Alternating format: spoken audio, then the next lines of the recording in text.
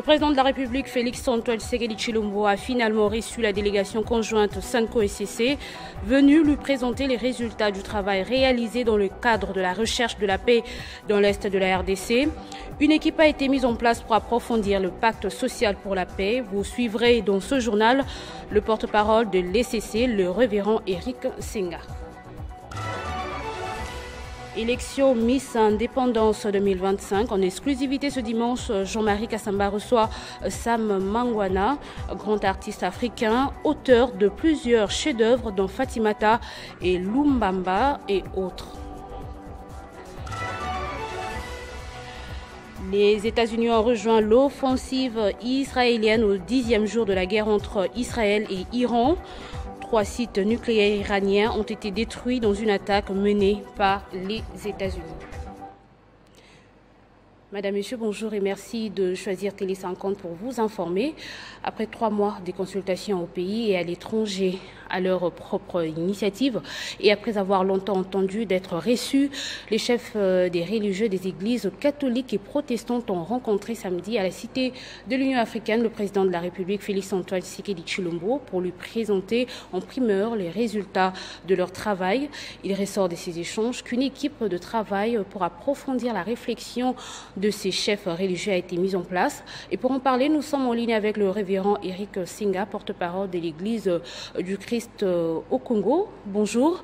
Enfin, vous avez été reçu par le président comme vous le souhaitez. En résumé, que retenir de cette rencontre? Bon, il est à retenir 2 choses à l'issue de cette audience. La première des choses, c'est que nous avons présenté notre rapport d'information des consultations qui ont été menées. Il vous souviendra que depuis février jusqu'à pratiquement au mois d'avril, nous avons été en consultation ici au pays. Nous avons vu toute la couche sociale du pays, en tout cas de manière représentative. Nous sommes allés à l'Est, à Goma, et nous avons parcouru quelques pays. Nous sommes allés jusqu'au niveau international. Donc, il était tout à fait normal, comme nous l'avions fait au début, et réserver la primeur au président de la République pour partager justement ces rapports d'information avant sa publication. C'est ce qui a été fait.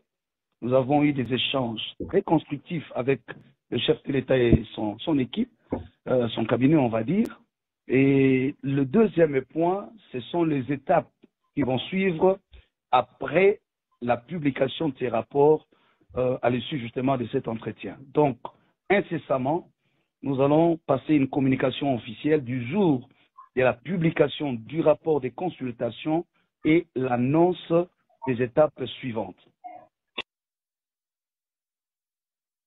Et le chef de l'État, au-delà du rapport que vous lui avez présenté, que vous a-t-il dit en termes d'orientation? Est-il favorable au dialogue ou non? Je pense que depuis le début, en tout cas, je n'ai pas souvenance d'un seul moment où le président Tshisekedi était contre le dialogue. Il faut peut-être nuancer ici entre les accidents de langage ou des conflits d'intérêts des uns et des autres et ce qui est la communication officielle. Nous l'avions dit depuis la première audience que le chef de l'État avait trouvé favorable à notre initiative, qu'il a d'ailleurs qualifié de louable. Donc, dès le départ, il n'a jamais été opposé à l'initiative. Tout ce qui peut... C'est vrai que l'eau a coulé sur le pont. Bon, il y a eu ce qu'il y a eu, des interprétations, communications. C'est ce qui a constitué l'objet de nos discussions, en tout cas des fonds, que je qualifie de discussions constructives. Le chef a donné ses avis, sa lecture et ses contributions. Et c'est ce qui est plus important pour nous. Donc, si nous allons annoncer les prochaines étapes, ça suppose qu'il n'y a aucun refus.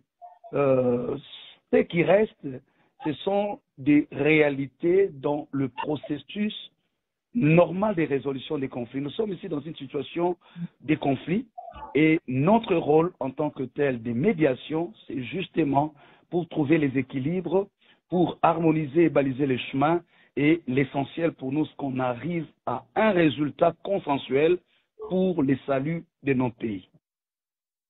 On a bien compris, mais nous apprenons de certaines sources qu'il a été fait mention d'une exclusion de certains compatriotes. Si jamais il y a dialogue, vous confirmez cela? Je pense que nous allons être patients tous parce que quand arrivera le moment, comme je l'ai dit, il y aura d'abord la publication du rapport.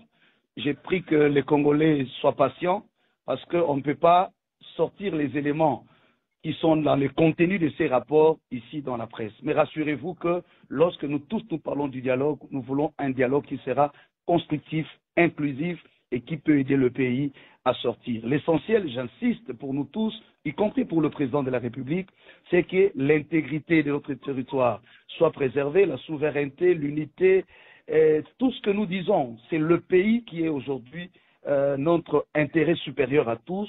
Et tout ce que nous pouvons dire, tout ce que nous pouvons faire doit être apprécié en fonction de ces grands intérêts qu'est le pays. Merci, révérend Eric Nsinga. Je rappelle que vous êtes porte-parole de l'Église du Christ au Congo. Autre chose, élection Miss Indépendance 2025. Jean-Marie Kassamba reçoit en exclusivité Sam Mangwana, grand artiste africain. Carrière témoignage ce dimanche à 15h, auteur de plusieurs chefs-d'œuvre dont Fatimata et autres. Nous vous proposons un extrait de la live de la chanson Lumbamba.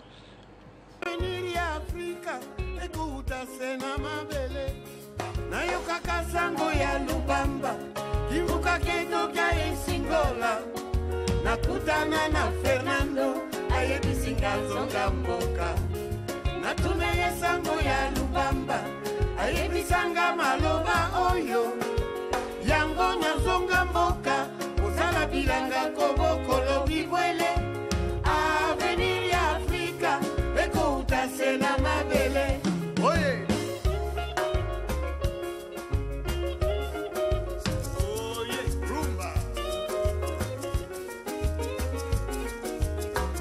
Que viva África!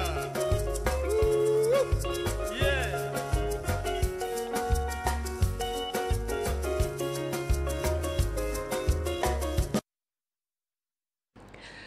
Autre chose, la République démocratique du Congo, à travers le ministère de Finances, le ministre Doudou Famba Likundeli Boutaï a signé le samedi 21 juin 2025 5 accords de financement avec la Banque mondiale, évalués à 1,9 milliard de dollars américains, avec un appui budgétaire passé de 500 à 600 millions de dollars américains. Suivez.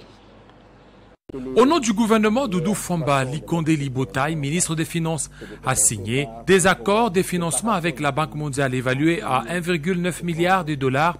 Ces accords concernent 5 projets majeurs relatifs. Développement d'Inga 3, 250 millions de dollars. Appui budgétaire sur la gouvernance, la transparence et la résilience économique, 600 millions de dollars.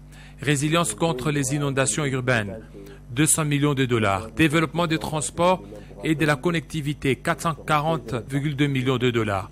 Appui à la transformation numérique, 400 millions de dollars. Inga, c'est le rêve de toute une nation, c'est le rêve de tout un continent, mais alors le rêve de tout un peuple. Hier, un mythe, aujourd'hui une réalité qui se met en place. L'essentiel de ces projets consolide l'action du gouvernement et s'inscrivent dans une dynamique de réformer et de construire un pays plus tourné vers l'avant, avec beaucoup d'attention sur l'orientation, de soutenir nos populations, mais également d'améliorer la couverture du territoire national, a déclaré Doudou Famba Likondeli Boutaï, avant d'évoquer la quintessence des différents projets avec un accent particulier sur Inga 3. Après des années d'attente, l'Argentine nationale s'est réjouie d'Inga 3, qui est le rêve de tout un peuple, est en train de se mettre en place. Il a indiqué que la mise en place de ce projet va occasionner l'amélioration du capital humain par la formation des génies congolais qui vont travailler dans la construction du barrage et par l'amélioration des infrastructures de base, notamment les écoles, les hôpitaux. Le ministre Doudou Famba a martelé sur les caractères sociaux du projet Inga 3, qui est un programme de développement et non un micro-projet qui vient de détruire les vies de nos populations. Il a par ailleurs dit toute satisfaction au sujet de l'appui budgétaire de la Banque mondiale, passé de 500 à 600 millions de dollars et qui est le premier d'une série de 2. À en croire les directeurs des opérations de la Banque mondiale, cet appui budgétaire constitue la récompense à la force de la matrice des réformes des politiques budgétaires et économiques menées par les gouvernements souminois en une année d'activité. Dans le monde, les États-Unis ont mené une attaque sur 3 sites nucléaires iraniens, larguant une charge complète de bombes sur celui de Fordo, a annoncé samedi soir le président américain Donald Trump, rejoignant l'offensive israélienne au 10e jour de la guerre entre Israël et l'Iran. Des attaques qui auront des conséquences éternelles, a averti le ministre iranien des Affaires étrangères, alors que l'Iran a lancé de nouvelles frappes contre Israël. On écoute à ce sujet le président américain Donald Trump. Je peux dire au monde ce soir que ces frappes spectaculaires sont un grand succès militaire. Ces installations ont été complètement oblitérées. Il s'agit maintenant de faire la paix. Pendant 40 ans, l'Iran a menacé d'Israël de mort.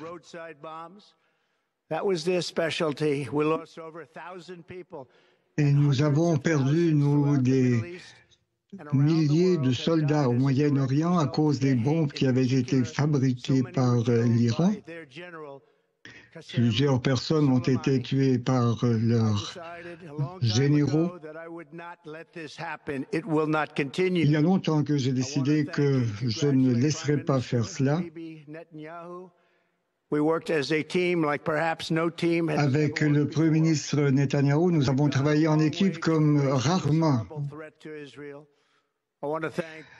Il s'agissait d'éliminer cette menace pour Israël. Je veux remercier nos militaires pour l'excellent travail qu'ils ont fait et les grands patriotes américains qui ont piloté ces extraordinaires appareils pour faire une opération comme le monde n'en a pas vu depuis des décennies.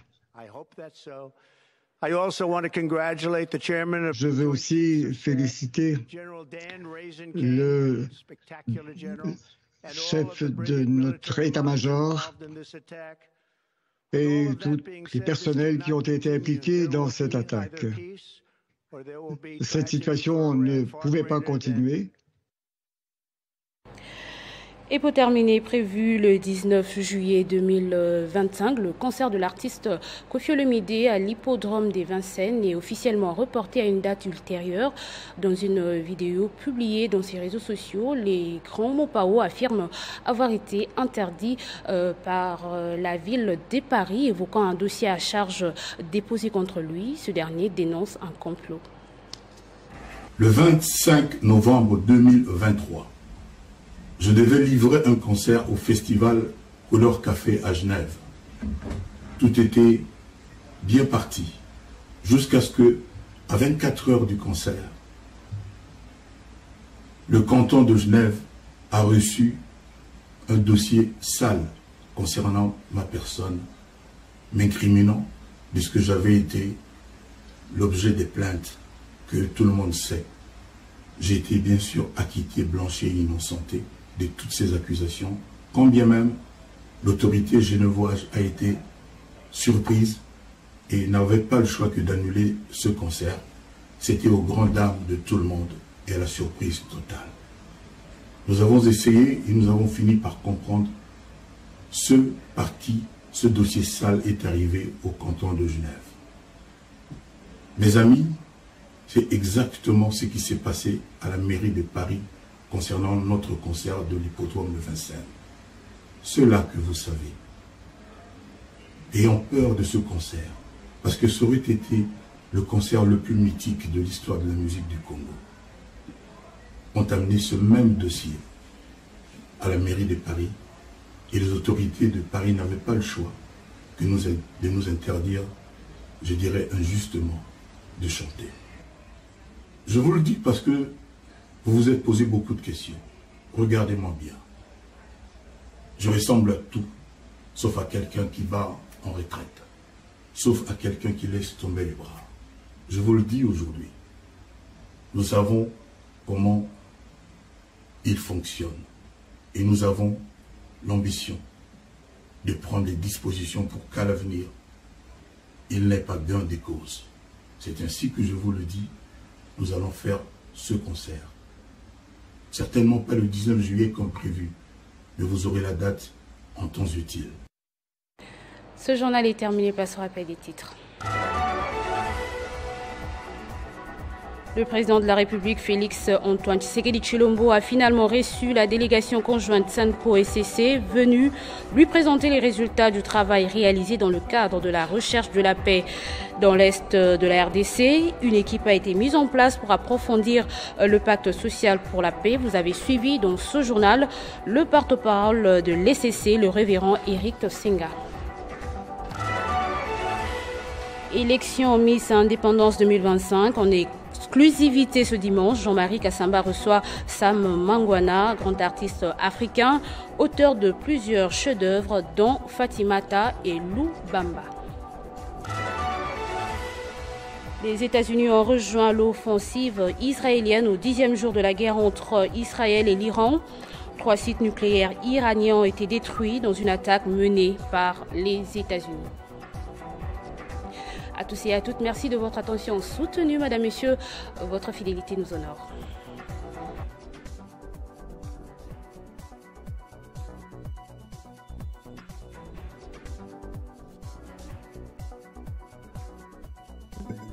Retrouvez toute l'actualité en continu sur www.tele50.cd.